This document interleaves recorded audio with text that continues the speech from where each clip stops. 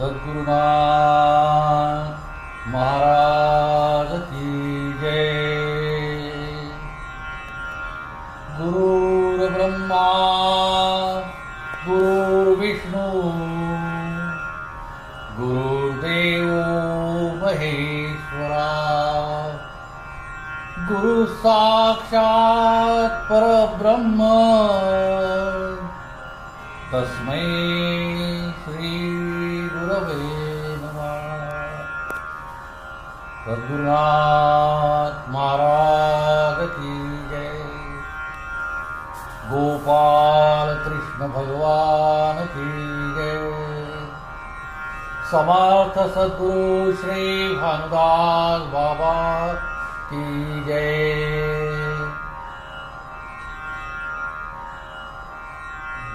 श्री संत भानुदास महाराज श्री क्षेत्र वर्धमनेरी विरचित दिव्य दृष्टी योग गीत या ग्रंथाच्या विवेचनाचे हे चौथे पुष्प आणि या पुष्पात आपण बघणार आहोत की भक्ती करताना ती सगुण भक्ती असावी की निर्गुण भक्ती। बाबांनी या ग्रंथात अतिशय सविस्तरपणे याची माहिती दिलेली आहे। चला तर बघू आपण। या भक्ती मार्गात येणाऱ्या सज्जन भाविकांच्या मनात गोंधळ घालणारे विचार, संभ्रमित करणारे विचार की ज्यामुळे होणारी गुंतागुंत या सर्व प्रश्नांची उत्तरे आणि मार्गदर्शन या दिव्यदृष्टी योग गीत या ग्रंथात परमपूज्य बाबांनी सविस्तरपणे मांडले। भाविकांच्या मनात सामान्यपणे येणारा विचार की भक्ती निर्गुणाच्या आधारावर करायची की सगुणाच्या आधारावर करायची, यातील आपल्याला कोणती जमेल, कोणती झेपेल व कोणती फळेल हे प्रश्न नेहमी भाविकांच्या मनात गुंजाळ करीत असतात। परमपूज्य बाबा या ग्रंथात सांगतात की भक्त भाविकांचा देह हा सगुण आहे, म्हणून सगुण भक्तीनेच भाविकांच्या मनात श्रद्धा दृढ होते। हीच दृढ श्रद्धा त्या ईश्वरास आकळण्यास सक्षम ठरते। जो ईश्वर आत आहे, बाहेर आहे, विश्वात व चराचरात स्थित आहे, सगुण देहाच्या आधाराने निर्गुणाची भक्ती करताना मनबुद्धीची व देहाची सांगड जोडावी लागते। कारण मनबुद्धी सतत येता जाता देहासंगेच असते, म्हणून निर्गुण भक्ती ही गुंतागुंतीची ठरते। कारण त्या सूक्ष्म सत्ता शक्तीस आपल्या मनबुद्धीच्या कल्पना स्थानी धारण करून विश्वाची रचना ऊर्जा तेजामुळे झालेली आहे, जी या निसर्गात अखंड स्थिर प्रवाहित आहे हे मानावे लागते। बाबा म्हणतात, भक्त भाविक सज्जनांचा देह सगुण असे, म्हणून सगुण भक्तीने श्रद्धा दृढ होता दिसे। ही श्रद्धा दृढ ईश्वरा आठवत असे, आत बाहेरी विश्व चराचरी। सगुण देहाने निर्गुण भक्ती करिता मनबुद्धी देहाची संगती जोडता, मनबुद्धी देहा सवेत असे येता जाता, म्हणून निर्गुण भक्ती गुंतागुंतीची असे। मनबुद्धीने मानावे कल्पने, सूक्ष्म सत्ता शक्तीस कल्पना स्थानी धरणे, ऊर्जा तेजाची विश्वरचना मानणे, अखंडित स्थिर प्रवाहित या निसर्ग स्थानी। योगी जन मंडळी योगाचा अभ्यास या देहाच्या साधनेनेच करतात। मनबुद्धीच्या आधाराने ते देह ममतेचा त्याग करतात व आपल्या संकल्प कल्पनेने जो आकारी देह आहे त्यात जो निर्विकारी निराकारी आत्मा स्थापित आहे त्यास आपल्या भावनेने धरतात. या अभ्यासात सरळता नाही, गुंतागुंतच वाढत जाते व तो तटस्थपणाच्या जाणीवेने अहम ब्रह्मास्मीच्या स्फुरणात राहतो. अहम ब्रह्मास्मीच्या बोधाने साधक हा क्रियाशील विनयतेने असणे आवश्यक आहे. चल व अचल यांच्या ज्या ठिकाणी मेळ होतो, ज्याच्या सांध्यावरती ज्या जोडावर आत्म्याचा स्वानुभव येतो. बाबा म्हणतात, योगी ही देह साधनेच योगे अभ्यास, देह ममता मनबुद्धी आधारे नासी. जे आकारी आहे त्यात निराकाराधरी भावनेसी. योगी आपल्या संकल्प कल्पनेत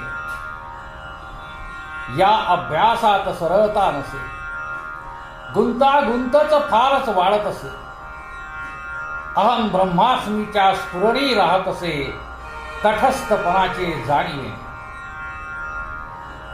अहम ब्रह्मबोधात विनयशील क्रिया अहम ब्रह्मबोधात विनय क्रियाशील असणे आवश्यक असते.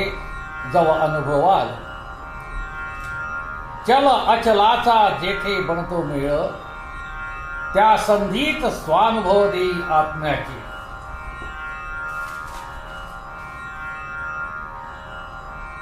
अहम ब्रह्मा या विश्वास अहम ब्रह्मबोधात विनय क्रियाशील असणे आवश्यक असते. जव अनुभवाल चल अचलाचा जेथे बनतो मेळ, त्या संधीच स्वानुभव देई आत्म्याचे. विश्वात एक ब्रह्मभाव व साधकाचे अनंत भाव आहेत. या अनंतात ब्रह्मभाव निश्चितच वास्तव्यात आहे. आणि जेव्हा ब्रह्मभाव व साधकाचा भाव एकत्र मिळतात, तेच या शक्तिपुंजाचे स्थान आहे. हे सर्व आकलन झाल्यावर ते शक्तिपुंज साक्षीत्वाने अनुभवण्याकरता तो साधक उरतच नाही. त्यात तटस्थपणा किंवा विभ्रष्टपणा निर्माण होतो की जो अंतःकरण चतुष्टया पलीकडे असतो. ही परिस्थिती अनुभवण्याकरता कोणीच उरला नाही आणि जो गेला तो तेथेच संपूर्णपणे संपला. त्या स्थितीला नाम नसताना देखील नाम देतात.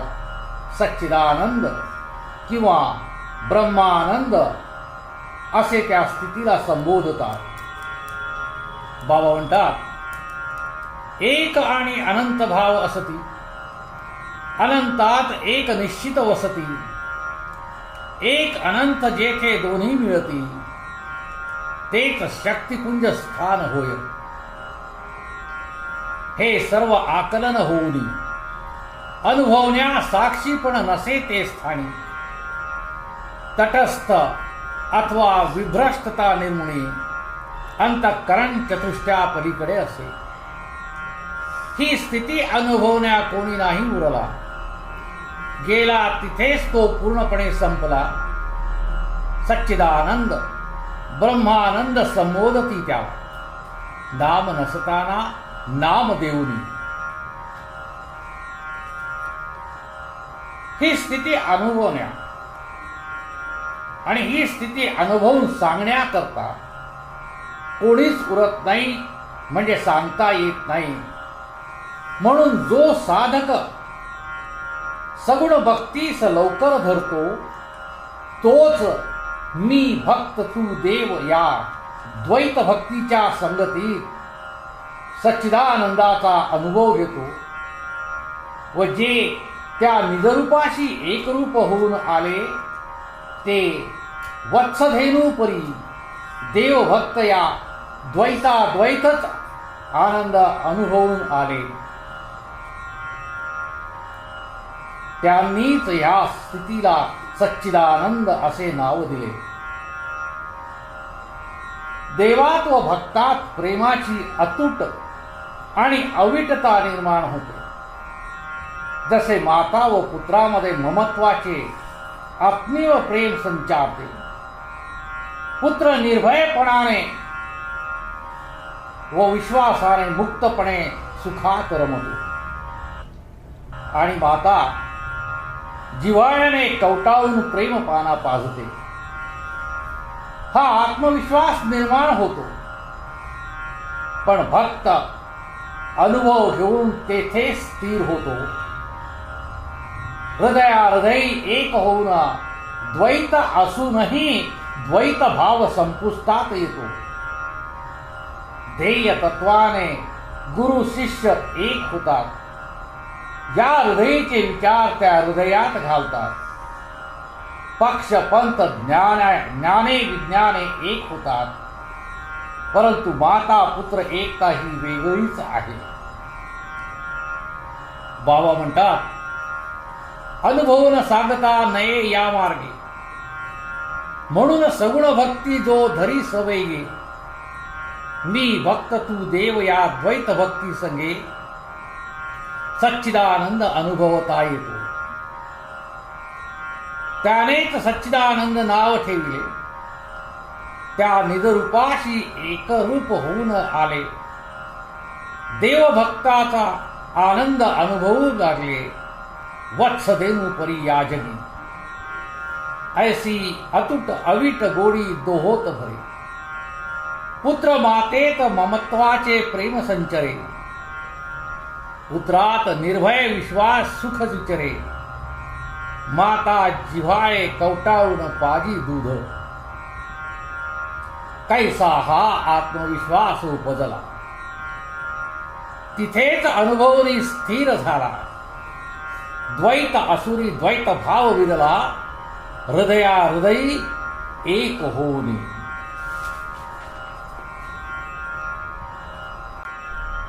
ध्येय तत्वे एक होती. जे हृदयीचे विचार ते हृदयी घालती. पक्ष पंथ ज्ञाने विज्ञाने एक बनती. परंतु माता पुत्र एकता वेगळीच असे. याचप्रमाणे जेव्हा गुरु व शिष्य एक होतात तेव्हा दोघी सद्गुरूच होऊन असतात आणि आत्मनिज सुखाचे स्थानी सच्चिदानंदाची अविट गोडी अनुभवित असतात. हे निज सुख आपण अनुभवित असताना सहजतेने वाणी मौन होते व तर्काची उठाठेव करणारी बुद्धी जेथच्या तेथे विरून जाते. या निजसुखाची सामर्थ्य शक्ती सर्वेंद्रियात व्यापिली असते.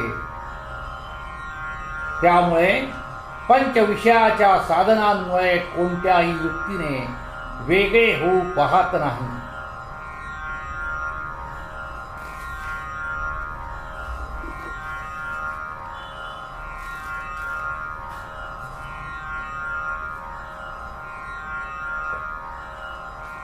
ऐसेच गुरु शिष्य एक जव होती. तेव्हा सद्गुरूच होऊन असती. सच्चिदानंदाची अविट गोडी अनुभवती. आत्मनिज सुखस्थानी. हे निजसुख अनुभवता आपण वाणी मौन होय सहजतेने. तर्काची उठाठेव संपूर्ण बुद्धी विनोददाय जेथच्या तेथे.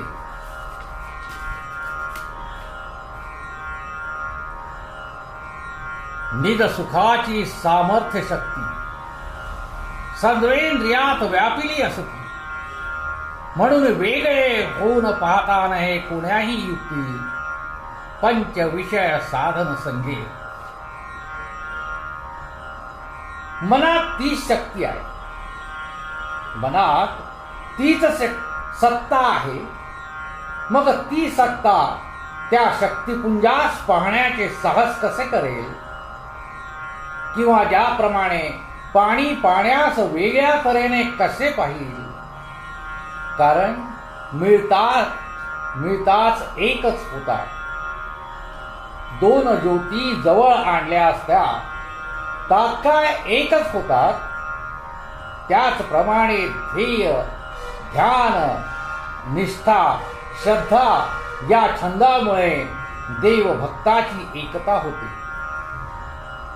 देवाचा गुण म्हणजे श्रीवत्सलांछन आहे आणि भक्तही याच गुणाचा बनतो.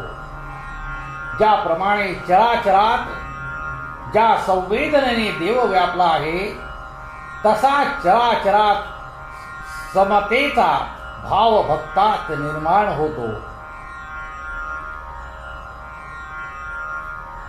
बाबा म्हणतात,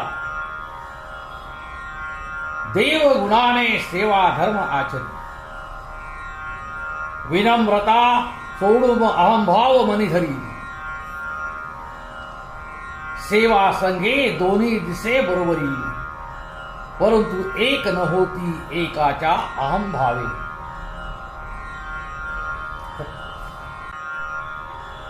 मनात तीच सत्ता असे, मग सत्ता पुंजास कैसे पाहे सत्ता साहसे. पाणी पाण्याशी वेगळे पाहे कैसे, मिळता एकच होय जापरी. ज्योतीकडे ज्योत जवळ येता, दोन्ही ज्योती एक होती क्षणी भेटता. तैसाच देव आणि भक्ताची होय एकता. ध्येय, ध्यान, निष्ठा, श्रद्धा या छंदे.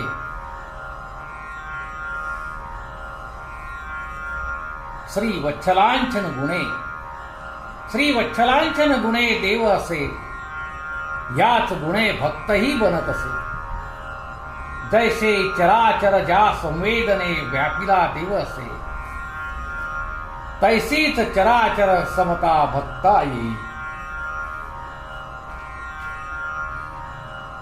एक देवगुणाने सेवाधर्माचे आचरण करतो, परंतु दुसरा विनम्रतेचा त्याग करून अहंभाव मनात ठेवून सेवाधर्माचे आचरण करतो.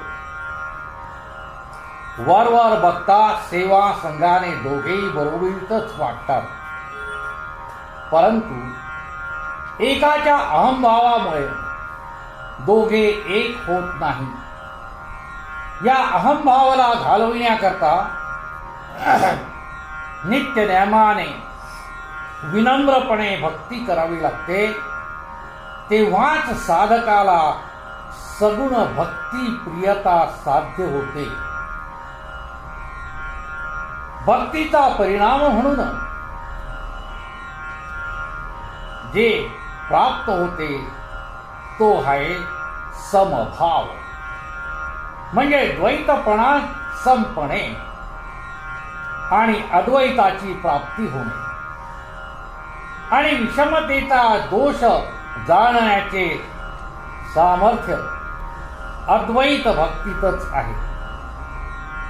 अशी भक्ती साध्य करण्यासाठी आधी मनाला एकाग्र करावे लागते. इंद्रियांना व्यसनाधीन मुक्त करावे लागते. त्यांना संयमी बनवावे लागते. आणि म्हणून बाबा म्हणतात,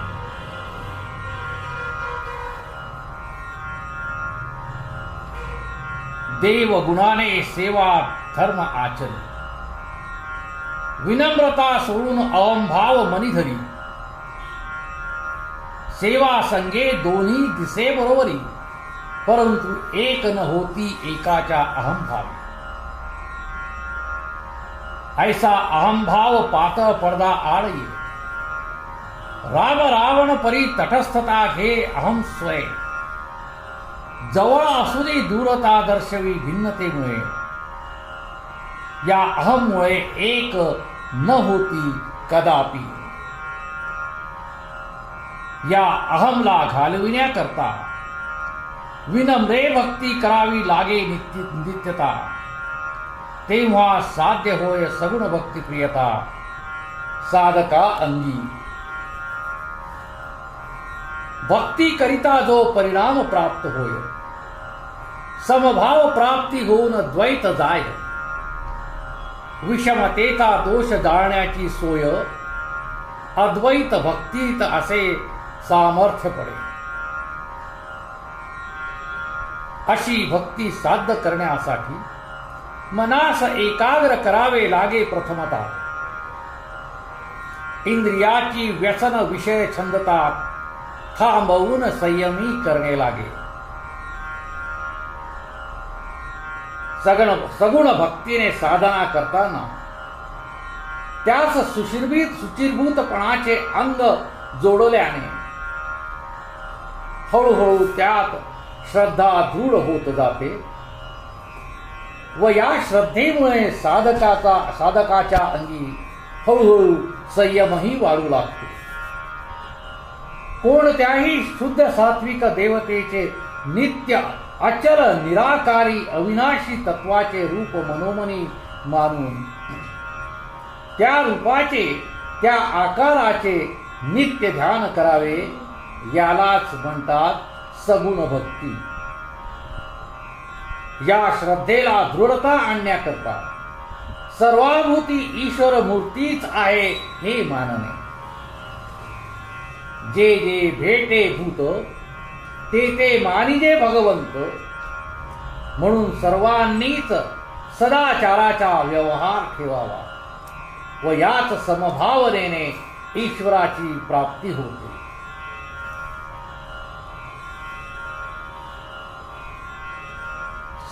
बाबा म्हणतात सगुण भक्ती साधने सुचिरभूतपणा अंगी जोडल्याने हळूहळू संयम ये अशा श्रद्धेने अभ्यासकाचे अंगी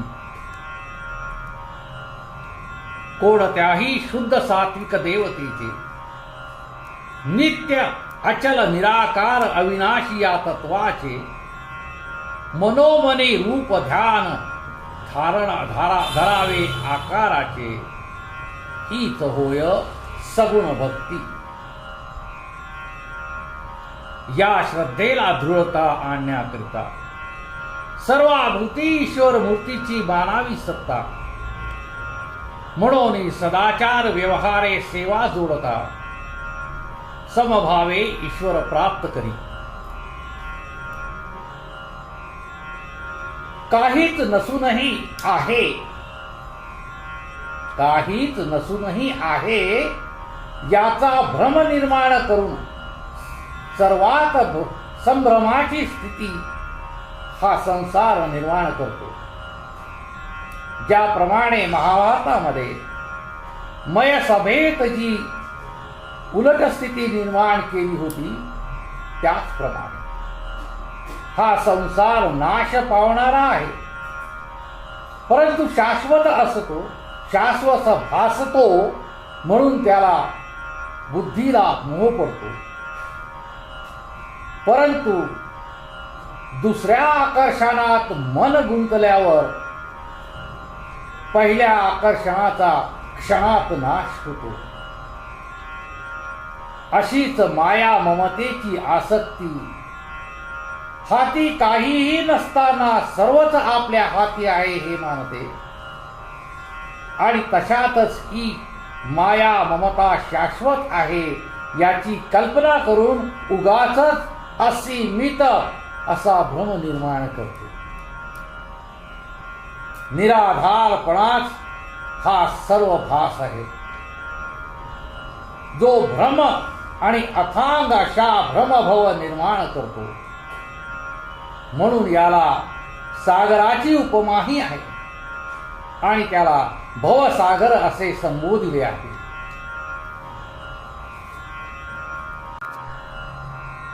बाबा म्हणतात काहीच नसुनी परंतु आहे हा भ्रम, निर्माण करी सर्वास संभ्रम, मय सभेचे जैसे महाभारती उलट क्रम, दर्शविला तैसा असे संसार, नाश पावे परंतु शाश्वत भासे, म्हणून मोह बुद्धीला पळत असे, दुसरे आकर्षणी लक्ष गोवित असे, पहिले नासे क्षणेची, ऐसीच माया ममतेवरी आसक्ती, हाती नसता हाती आहे मानती, अशाच शाश्वततेची कल्पना त्या देती, सीमा नसेची ऐसा संभ्रम,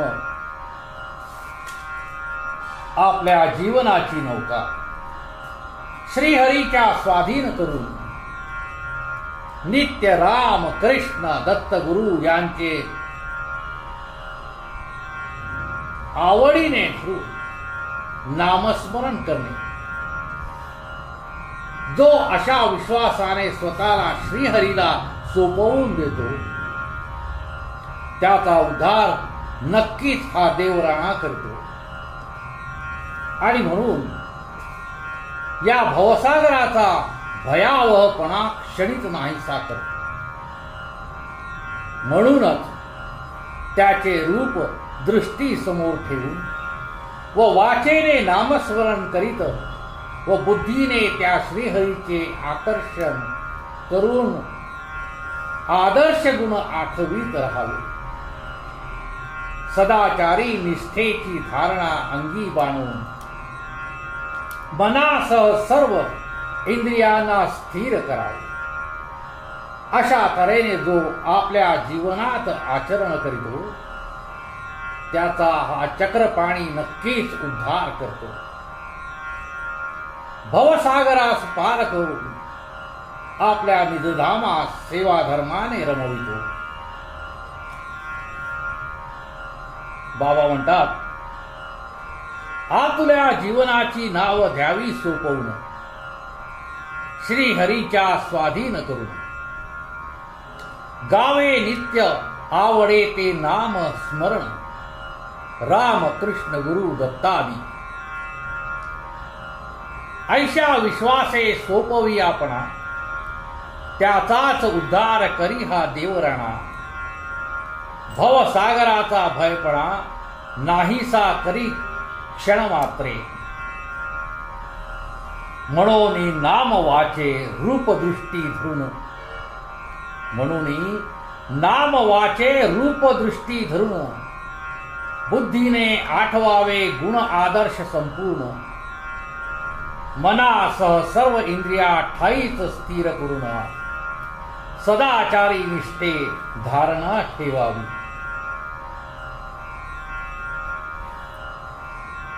ऐसा जो जो आचरे आपल्या जीवनी, त्याचा उद्धार करीतो म्हणे चक्रपाणी. भवसागरातुनी पार नेऊनी, रमवी निजधामी सेवा धर्मे.